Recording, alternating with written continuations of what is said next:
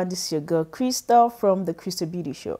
So today we have an interview with Miss Chloe, who is actually a Hollywood actress. We went all the way to LA, California to interview her. So stay tuned and we'll be right back. Are looking for Tony Duvall and Jackie McGann in connection with the murder of Rick Duvall. Rick Duvall's body was completely covered in gruesome stab wounds. I never expected something like this from Tony. But Jackie... What the fuck did I have to do to get a drink in this place? We all knew Jackie was trouble. So you're his latest bitch, huh? I'm his wife. Stop! Stop! You want to take your first spin? I felt things I'd never felt before. I knew she was bad news, but I liked it.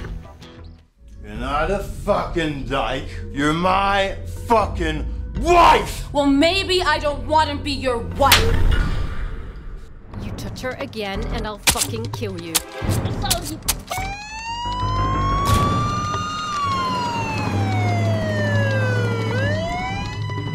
Tell me where your fucking money is or I'll blow your brains out.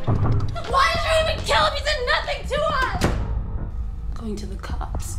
What the fuck? No! You think the cops are gonna take the word of a little black girl? Oh, what's going on? What's going on? Jackie, what are you thinking? You just got out of jail.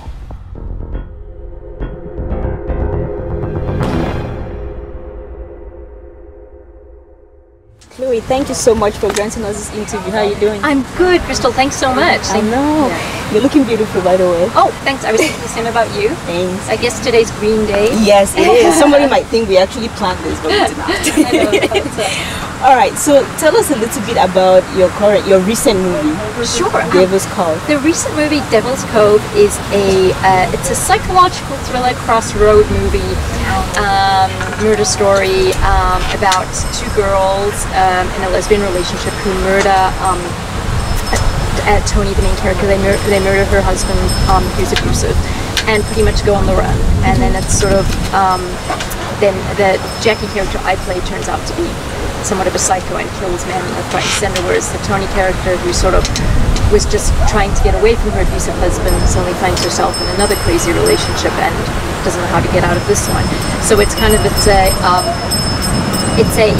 thriller. It's probably, I mean, I describe it as probably a psychological thriller / road movie. Is probably how I would describe it. Yes. And what are people saying about it so far? So far, the women seem to love it. Okay. Men, I mean, it's had quite positive reaction from men, but the majority of the positive feedback has been from girls. I think it's because we've got a movie now where it's normally serial killer movies, you have the guys who seduce the women and kill them, and here we've got girls doing that to the men. So it's a complete role reversal. So which was what I wanted. So it's so far it's been I'm honestly expecting our bigger audience to be when we have the online release, because it is that kind of movie. Yeah. So so I'm guessing that's when we'll get most of our feedback. We're having the online release in February. So yeah. And how did you actually get on this project? Well, I wrote the script. I came up with the idea. I'm a big reader of true crime. I love reading about true crime events that have occurred and in detail on how the police solve them and all of that. So I've kind of always been sort of fascinated by sociopaths and their mindset, which was how I came up with the idea of Jackie. I wrote the character of Jackie, and then I just sort of the idea just kind of came in itself. Originally I wrote it as it was more of a psychological story which only had one murder, where they just murder Rick, Tony's husband, but that my producer, who I showed it to, who's kind of been with me on it from day one, he said this isn't going to sell. If you want it to be more popular, you need more murders. So we kind of made it more. I sort of changed it so it became a sort of more of a sort of serial killing movie. So that was sort of how I so I sort of that I had the script. I had the script in mind for years, and then I just wrote it in 2016 and met Eric, who directed me in a music video and is a very good director, and I really liked his style. I thought he'd be great, so I came to him with it, and we just sort of just took it from there. All right. And how long have you actually been an actress professionally? basically, professionally, basically since I left school. It's what I've always done, but I've also always, sort of, created my own work as well. So back when I was a kid living in Australia, I was putting on my own plays, and before I started my own film company. So yes, it's something I've always done. And how did you get into Hollywood? I came over with my movie, my last, I just made 2 independent movies in Australia. I Wish I Was Stephanie V and Next Door to the Vilinskis. And I came over here with both of them in 2011. I Wish I Was Stephanie V opened the New York Film Festival. And then, and Next Door to the Vilinskis also screened in that festival, but we also had a theatrical release that year. So that was kind of how I came over, sort of with this project behind me. And then I just, pretty much got settled. Got a visa, started looking for work again, started for my own film company again, and and just stayed making movies.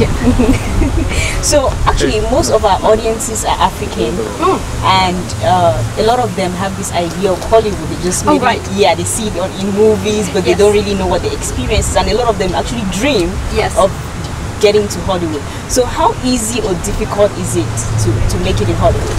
Oh, it's very difficult. I mean, all I can say is, and it's interesting because I was a kid in Africa with the same dream. Africans get. I mean, it's so funny because I always laugh because Americans don't know anything about Africa, but we know everything about America because we get all the American movies. Yeah. No offense to the Americans, sorry,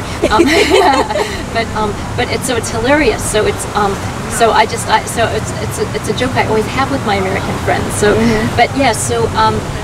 It's very, very tough because, and what I say to everyone who's just starting out is, don't do it unless you want to do it. Don't do it unless you have to do it, because it's to say it's difficult is an understatement. I mean, you face rejection every day and with everything, and it just, yes, you have rare cases where people pick up your film, but usually it's after you've struggled for so long. Like my last movie, when we got a distribution deal there, I remember I got the email from the distributor, and I didn't even want to open the email because I'd been rejected so many times. I thought, I'm just going to trash this without reading it. I don't feel like reading another rejection. And then I'm reading it, and it's like, we really love your movie, and we would like to distribute it. And I was like, oh wow! And then you think it's some kind of prank because you haven't. It's just so yeah. It's really you have to be determined. You have to want to do it, and you have to keep doing it. You have to absolutely love it. I mean, I always say to everyone, don't do it if you want to make money. Don't do it if you think you're going to make millions of dollars right away, because that's not going to happen. And when you get all those rejections, how do you usually normally handle them? You do. I mean, you can't help but take it. I mean, at first you do take it personally, but you actually have to develop a really thick skin and not take it personally.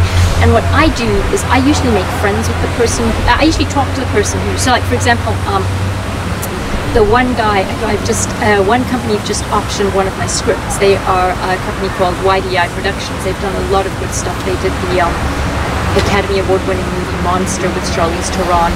But how I met them about 5 years ago when I was trying to sell, and Devin Cutler, the guy who was the producer there, he was running a distribution company then. And I went to him with my movie to distribute, and he was one of the ones who rejected it. I think it was because his company, they couldn't take it on at the time, their company was breaking up. But I made friends with him, and so we stayed in touch. And then so when I had another movie, which was the script that he now has, I went to him and he turned out he really liked it. So what I usually do is, I stay on good terms with them. So so if they reject you, you talk to them and you say, well, look, hey, if I have something else coming up, would you be interested in looking at that? And they usually, almost always say yes. Yeah.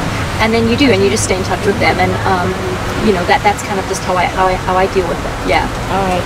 And who are some of the directors that have marked your career as an actress? Who have, do you mean like directors who I've worked with, or directors? Yes, directors you've worked with, and those have also inspired you. Oh, well, inspiring, I mean, definitely, I think Steven Spielberg's far and away my number one. I think he's the best. And then, there's so many. Stephen Frears, the British director, is another one who I think his work's phenomenal. And if you're looking at comedy movies, I love Gary Marshall. He's hilarious. And but with my own, I've had the guy who directed my first movie, I Wish I Was Stephanie V, a guy called John Cohen, one of my dearest friends, great comedy director, great horror director, based in Australia. He helped me a lot with that movie, and he was absolutely fantastic to work with. And Eric, who I worked with this one on, it was fantastic as well. I think with the directors who I connect with, it's important, especially if it's my script that I've written, that we're on the same page, that we see it the same way. And I had that with Eric, and I've had that with John with my scripts. And also, also with Eric is a fantastic director also, because we were with Devil's Cove, we were working, we were working on it zero budget really. And he was so organized. He managed to, he knew which shots we wanted. He was planned, everything was planned, so we didn't waste any time. So he got in all the shots. And and he has a fantastic eye, and he's also very good with actors, which I think is important for directors, that actors don't feel threatened, that they don't feel that they can't give a performance. And then both Eric and John, who are my favorites, are really good like that. Yeah. All right. And considering that you're actually from Zimbabwe, yes. How has your relationship been with African filmmakers in general, or other African actresses and actors? I haven't really met that many African actresses or filmmakers in LA.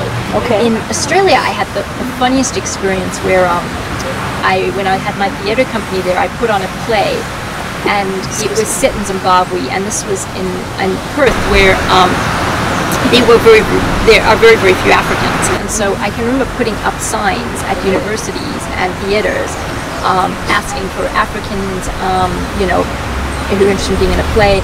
And I remember we found some fantastic actors, and we cast it all down to one role, and we just could not cast it. And it was like, we were in a town where there were very few Africans, and the director eventually said to me, look, Chloe, we're not going to be able to put the play on. This is a key character. We cannot cast it. If we haven't found an actress by tomorrow, we're gonna have to pull it. And I just remember showing up the next day thinking, this is the end of my play. And at the theater was a girl who I'd been at school with. So it was a play, it was kind of pretty much about, Robert Mugabe and the problems. It was a political play. Mm-hmm. And this friend of mine who I grew up with, who I went to school with, I won't say her name, but I contacted her because she was a brilliant actress at school. And I said to her, do you want to be in the play? But I knew that her politics, her family were good friends with Robert Mugabe. So I said to her, I would love you to be in my play because I think you're a phenomenal actress, but before we do it, and before you come on board, you need to know this play is pretty anti-Mugabe. Mm-hmm. And she said, oh look, I better not do it. So I said, fine, that's all good. So then then we went through this crisis where we couldn't cast her, we couldn't cast the role, and I turned up the theater thinking this is over, and she was there, and she said, I've changed my mind. Wow. I want to do the play. And it was fantastic. So she's gone back to Zimbabwe and got married. But she's still a very dear friend. I still want to put her in a movie because she's a phenomenal actress. But yeah, so it's I haven't met many African filmmakers in LA, and I would love to meet some more, because it's just I just feel like we have the background together. Yeah. And, there's certain things which Americans don't get, which Africans do, and so I would love to meet some more. So if you know of any you can put me in touch with, please do. Yeah. Okay. What are some of the crazy things that you hear about Africa?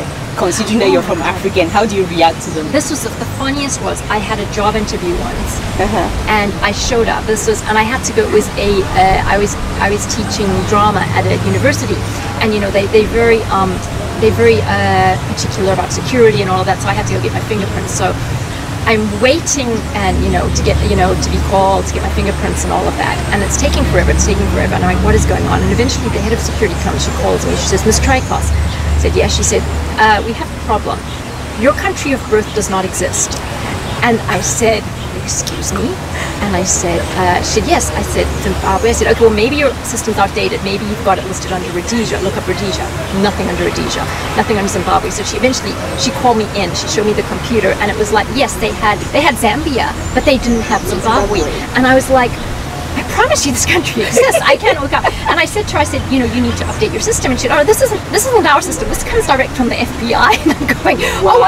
This is great. Zimbabweans who've got a criminal background can just swap straight into the country, because according to America, Zimbabwe doesn't exist. So, Yeah. So that was the funniest. We ended up having to list my place of birth as South Africa. Oh, and I was just like, that's an insult to me, Zimbabwe. And it's like, I'm sorry, guys, to my friends. I have to say I'm from South Africa, but they couldn't. But yes, that was the funniest. The one I get, and I don't know if you get this as well, but I get it all the time, which is, oh, you're from Zimbabwe? Oh, I know someone from Kenya. Yeah. Are you guys friends? Like, do you realize how huge Africa is? Yeah. It's like, that's like saying, do you know someone from Argentina or something? It's like, they don't, So that's another one I get all the time, which cracks me up. You know, it's very, but yeah. So I mean, but that Zimbabwe doesn't exist. That's one I've never heard before. That one just cracked me up. I was like, oh my god, it just. Awesome. All right. So before we let you leave, can you please give some advice to our viewers? Oh, sure, absolutely. To people who want to make films? Yes. Especially those that want to make film in Hollywood. Oh, I mean, I think it's absolutely, you should absolutely follow your dream and do what you want to do and don't let anyone stop you. And it's important to come here, but just when you come here, don't take anything personally. People are going to reject you because you have to really prove yourself to get anywhere. And so, so that's probably the best advice I can give is just don't take it personally, be thick-skinned, go out there and follow your dream and learn from experience. You know, if you make a film and it fails, work out what went wrong and do better the next time. So that's the best advice I can give you about Hollywood.